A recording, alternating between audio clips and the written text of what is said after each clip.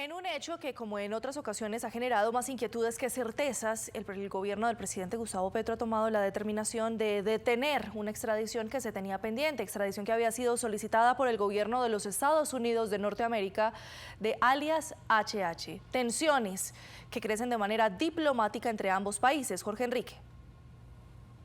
Vea, Andrea, qué gravedad esto, no solamente lo de HH, sino lo del Mocho. Hay dos hechos muy complicados. Primero, lo de HH, recuerdan aquella detención que hubo en un hotel en Bogotá, que inclusive ya llegó el comisionado de paz y se molestaron, a él lo trasladan a la fiscalía. Recordarán que en ese momento la Fiscalía de la Nación dijo que independientemente de lo que ocurriera, él tenía que llevárselo a detenerlo para iniciar todo el proceso de extradición.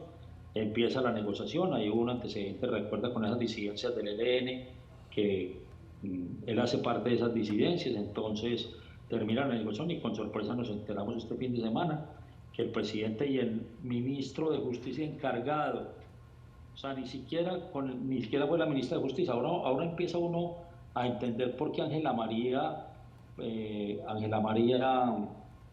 Buitrago, la exministra de Justicia, dijo: a mí me quieren manipular con unas cosas y yo no voy a firmar eso, no, nunca lo voy a firmar. Ya vamos entendiendo qué era lo que no iba a firmar.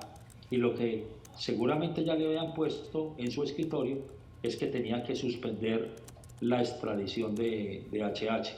Se suspendió, para el presidente Petro, alguien que hace parte de una de las negociaciones de la paz total. Para los Estados Unidos, un narcotraficante.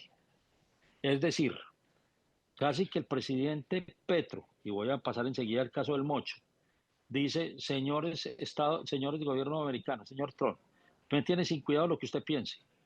Yo sé que son narcotraficantes, pero por encima está la paz del país.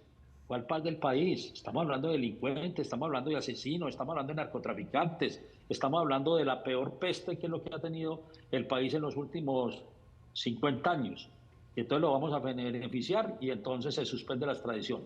Pero mucho más grave todavía sale el Mocho, que también hace parte de las disidencias, que lo capturaron, lo llevaron a Bogotá, aparentemente a un apartamento autorizado por la inteligencia, por la Dirección Nacional de Inteligencia y avalado por la Fiscalía.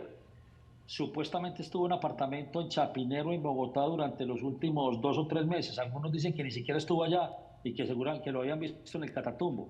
También en la misma forma, autorizando no extraditarlo, no se va a extraditar.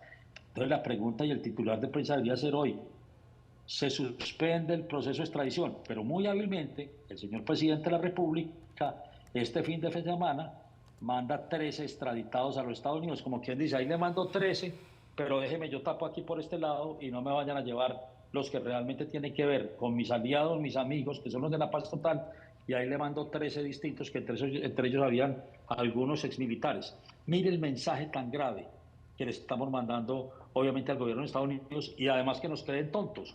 Que entonces no, por este lado sí hay extradición, pero por esto suspendemos todo lo que tenga que ver con los miembros de la paz total. Muy grave y muy difícil así. Yo sí, sigo viendo que las relaciones con Estados Unidos van a ser todos los días más difíciles, más complicadas. Ese tema de la certificación, aunque realmente lo fundamental es el tema de las siembras de coca, todo esto está sumando para que de alguna forma nos vayan a poner no solamente dificultades en esa materia, sino en todo lo que tiene que ver con las relaciones puntuales que tenemos hoy con el gobierno del presidente Trump. Como si no fueran suficientes lo que estamos viviendo con ellos, Jorge Enrique, como si ya no hubiéramos tenido muchos problemas con las declaraciones que tenemos del presidente, con las actuaciones de sus trinos, con las denuncias que se hacen públicas de quienes eran sus manos derechas en su momento. Recuerde que todavía estamos con una inquietud sobre esa certificación a propósito de la denuncia de Álvaro Leiva, de quien se está esperando una continuación y una tercera carta. Pues es que seguramente yo estoy esperando la carta de Leiva, porque se va a venir con toda, porque él sí conoce claramente qué es lo que está pasando y él seguramente va a decir: no, venga, entonces aquí ¿cuál es el tratado de extradición? ¿La extradición es lo que le convenga al gobierno Petro o la extradición en general para todo tipo de delincuentes? Porque entre otras cosas, eso es la extradición no se puede escoger el uno o el otro, la extradición es con cualquiera que alguna vez esté pedido por los Estados Unidos. Entonces los que están pedidos y no le convengan a Petro no se van, pero los que sí le convengan a Petro que se vaya, se van a ir. No, eso no tiene ninguna razón de ser. Eso no puede ser, eso no es una política de Estado. Eso definitivamente es una política de conveniencia del gobierno, a ver con quién trabajamos y con quién no lo hacemos.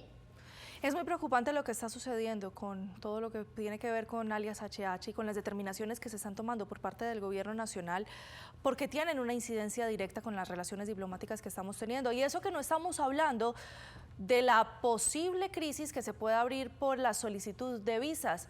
¿Ha tenido la oportunidad de ver lo que está sucediendo en los consulados? La cantidad de solicitudes está haciendo que en algunos casos se empiece a considerar tomar medidas un poco más drásticas, todo por cuenta de los colombianos que están yendo con esas solicitudes. Jorge Enrique, no sé si ha visto algo de eso. Sí, sí lo he visto, pero es un tema mundial, ¿sabes? Ese no es un tema solamente de Bogotá, pues digamos, donde está la embajada. Yo vi las declaraciones de Rubio y dice, casi que dice, estamos tan cotizados que se han aumentado en todo el mundo la solicitud de visas para venirse a los Estados Unidos. Y yo creo que de alguna forma, como están cerradas las fronteras y ya no hay ese paso de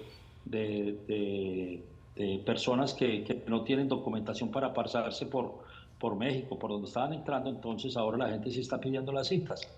Y no solamente estamos hablando pues de Colombia, estamos hablando de Panamá, de Guatemala, de El Salvador, de Honduras, fundamentalmente todos los que tenía que ver, y eso ha aumentado demasiado las citas y definitivamente Estados Unidos no tiene la capacidad, o los consulados de Estados Unidos y las embajadas no tienen la capacidad para poder suplir todas esas necesidades.